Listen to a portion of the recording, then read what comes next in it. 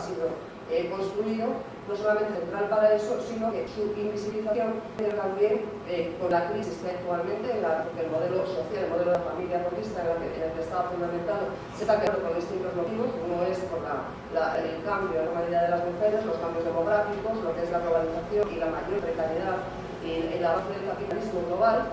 Pensamos que eso genera una determinada crisis y que esta crisis permite visibilizar algunos elementos de conexión en distintos espacios y en vinculación con la precariedad que habitualmente no vemos habitualmente. Partiendo de estas premisas, que son en principio así muy simples, nos han llevado mucho tiempo y todavía algunas de ellas desde luego están, por decirlo de alguna manera, en fase de construcción, pues hemos intentado mover nuestra visión o el punto al que mirábamos, y en lugar de mirar a los mercados y por lo tanto a la precariedad laboral, pues hemos mirado a otro lado y hemos denominado sostenibilidad de la vida. Es decir, que esas redes familiares, sociales, que se encargan de lo que es la sostenibilidad de la vida, para nosotras son el eje central en el que estamos poniendo nuestra mirada. Decir esto, sostenibilidad de la vida, supone pues, pensar en necesidades de las personas, ¿no? En satisfacer necesidades. O sea que de una manera muy simple, pues esto supone que la organización social, el epicentro de la organización social, debería evidentemente ser la satisfacción de las necesidades de las personas y no que su eje de funcionamiento o su centro fueran los estados. Partiendo de esa idea, pues ponemos en el centro lo que la sostenibilidad de la vida entendido como satisfacción de las necesidades de las personas, y entonces desde ahí vamos a mirar la precariedad, que evidentemente va mucho más allá de lo que es la precariedad ahora. Hablar de las necesidades humanas sería larguísimo.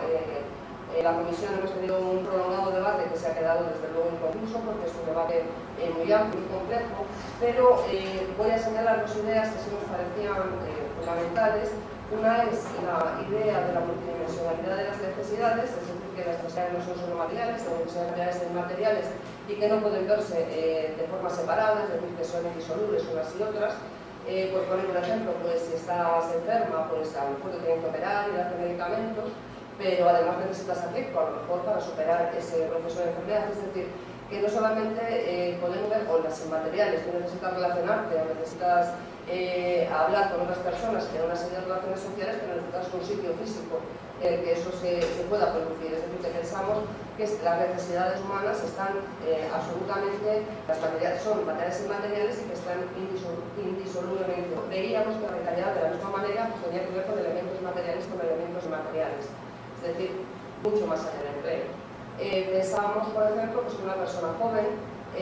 puede no tener un empleo y sin embargo tener sus necesidades más inmediatas cubiertas. Puede tener una casa, puede tener comida, puede tener afectos, pero le falta, por ejemplo, autonomía. Tiene un problema porque no puede organizar su vida como quiere, porque no tiene recursos económicos para poder hacerlo. Por otro lado, pues podemos pensar en una persona inmigrante que a lo mejor tiene un empleo, tiene recursos económicos, pero que no la tiene una vivienda por el racismo existente y a lo mejor no puede relacionarse con las personas de su vecindario por ese racismo. O una mujer que se dedica a la prostitución, pues también puede tener recursos económicos, pero está estigmatizada, por lo cual su vida está precarizada en órdenes que tienen que ver exclusivamente con lo que son los ingresos monetarios. Y el último ejemplo que nos parecía importante es el de las personas presas, que sus necesidades materiales evidentemente más inmediatas están cubiertas, pero que sus necesidades afectivas y la necesidad fundamental de libertad evidentemente no está satisfecha. Esto nos ponía sobre la base de una serie de precariedades que iban mucho más allá de la precariedad en el empleo y ponía en la pista que a lo mejor un empleo estable, un empleo en condiciones como no beneficiar, no era suficiente para pensar que no éramos personas precarias. Porque había muchos otros elementos, por ejemplo, las redes sociales y las redes afectivas, donde se fundamenta o donde se sustancia, por decirlo de alguna manera, que es la vida cotidiana, que si fallaban, pues podía haber muchos problemas. Ahí iniciamos también la idea de cuidados, que decía antes nos interesa mucho, y que pone también sobre la pista de la situación actual de crisis, que no sabemos si vamos a ser cuidadas o cuidados, o vamos a poder cuidar, es decir, que la pista, que normalmente se van a establecer de determinada manera, se rompen, y no se sabe bien qué va a pasar, y no se sabe, lo que sí se sabe es que está mercantilizando todo eso y que parece que haya una solución, al menos de forma colectiva, que se ve como una solución de carácter individual. O sea, esa idea de los cuidados permanece en subyacente a todo lo que vamos haciendo. Otra idea es, ante estas necesidades materiales ordenadas, desde dónde se satisfacían, para ir también mucho más allá de lo que considerábamos exclusivamente los ingresos monetarios derivados del mercado, o bien no del mercado, sino del Estado de las administraciones, o bien por estar en una familia que aporta esos recursos monetarios. Entonces, pues veíamos efectivamente que hay una gran cantidad de necesidades humanas que se satisfacían, pues por ejemplo, de los trabajos remunerados. En algunos estudios que se han hecho de utilización del tiempo, fundamentalmente María Ángeles Durán está detrás de algunos de ellos, pues aparece que los trabajos en el Estado español, solamente de estos trabajos que se realizan normalmente, un tercio corresponde a trabajos remunerados y 2/3 corresponden a trabajos no remunerados. Entonces, pues bueno, podemos ver en cierta medida la importancia de estos trabajos remunerados y cómo normalmente nos referimos exclusivamente a aquello que tiene que ver con lo que consideramos económico, que no es seguro lo que tiene que ver con lo más que se hace, son estos dos tercios de trabajo no remunerado y a partir del cual se satisfacen numerosas necesidades humanas. Tal es así que, por ejemplo, de esos 2/3 de trabajo no remunerado, el 80% es algo de cuidado. Pero por las mujeres es algo que me parece que es sensibilidad y que parece no tener nada con lo que es la estructura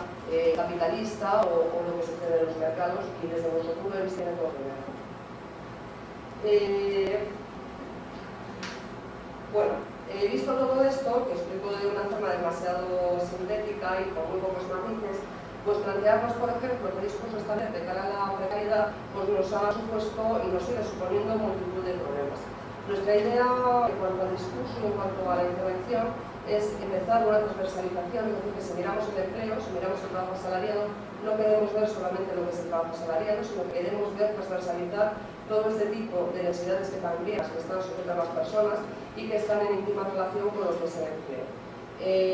Por ejemplo, pues insistiendo en el trabajo de cuidados, pues consideramos que si ese trabajo de cuidados existiera, evidentemente el mercado laboral se basa en una fuerza de trabajo que es un individuo libre y liberado y que no tiene que cuidar de nadie, pues supuestamente va a ser cuidado desde el espacio privado, y entonces considerábamos que eso es algo que tiene que comparecer, es decir, que no podemos ver el empleo como algo que está totalmente aislado y ajeno a lo que sucede cotidianamente en nuestras familias, en nuestras redes, en nuestros grupos domésticos o como también se organiza la vida.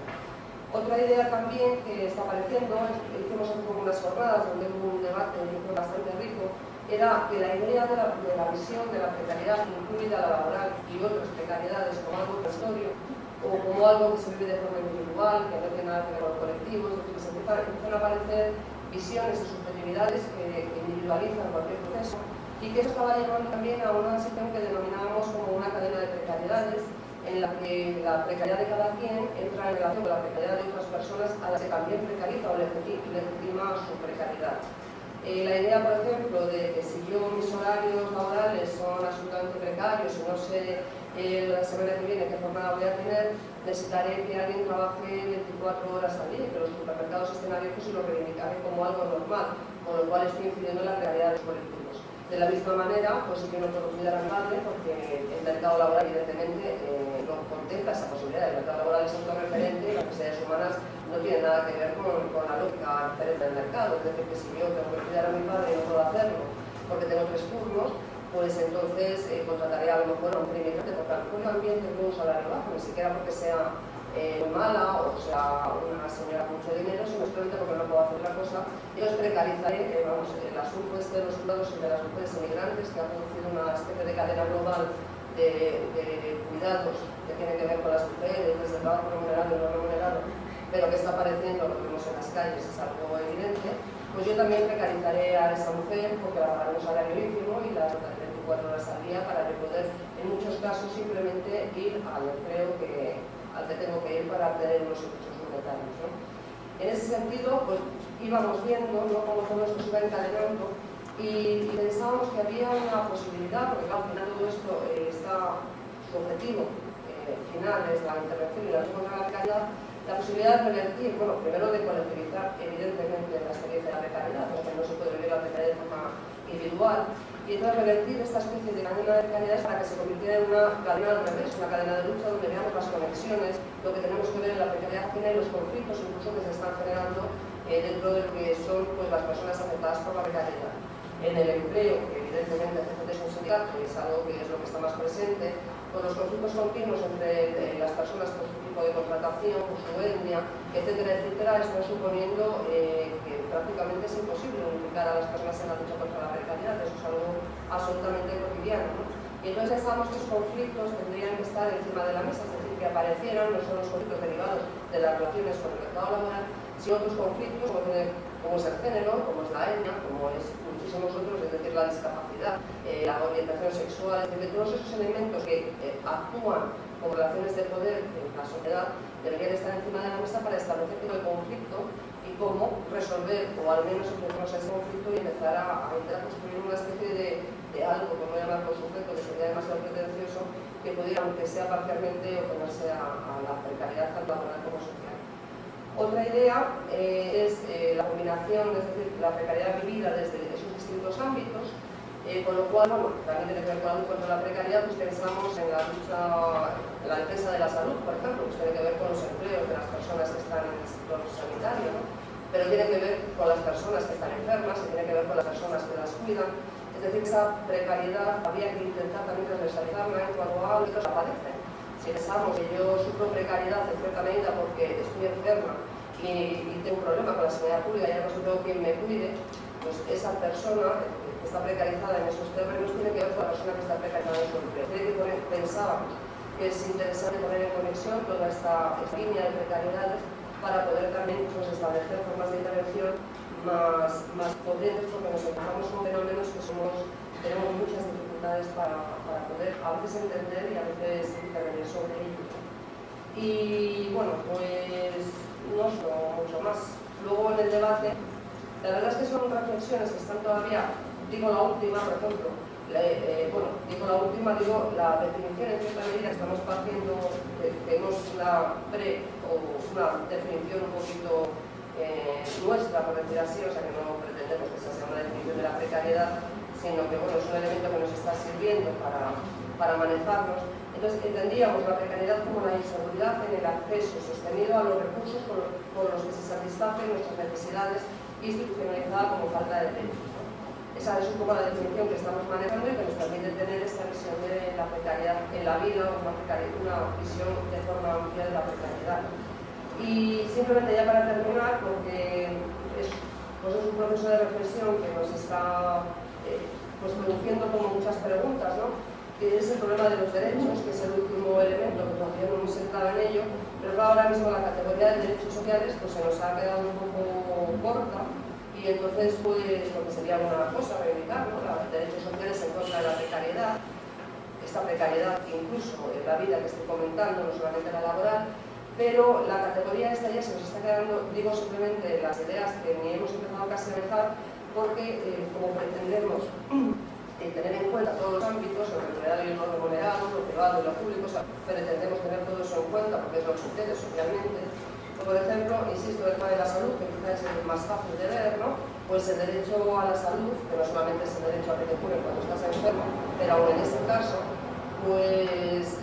no sabemos bien desde dónde, a quién reivindicamos ese derecho, o nos preguntamos, teniendo en cuenta todos estos ámbitos, pues por ejemplo que el dato, que el 12% del cuidado de la enfermedad es exclusivamente el que se facilita desde la infraestructura pública, el resto forma parte de lo que son las redes informales, fundamentalmente las familias, amigos, etcétera, etcétera,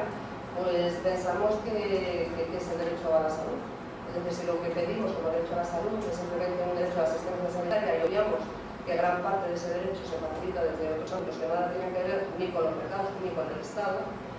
pues nos plantea muchos problemas. Entonces, bueno, pues estamos como en esta serie de preguntas y bueno, pues nada, yo simplemente quería comentar estas reflexiones, luego algunas se pueden profundizar más, sobre todo el tema de la crisis de los cuidados, pero sería quizá demasiado largo hacerlo ahora. Y bueno, pues espero que pueda ser de interés para el debate o para diálogos posteriores, ¿no? Bueno, creo que sí. Depende de ello una reflexión de problemas tremendamente importantes, pero al final una cuestión también ideológica de preguntar por qué los marxistas no nos plantean nunca el capitalismo, porque lo que queremos es el capitalismo o sea, en nombre de los explotados y en contra de los putas, etc. Que hablas tú del derecho al todo, aparte del derecho a la eutanasia, el derecho al no dolor, porque tenemos que seguir aguantando para allá con dolor, ganar el pan contra la ausencia. Por lo tanto, es muy importante esta sociedad, si no se No, pero es para mí un camino de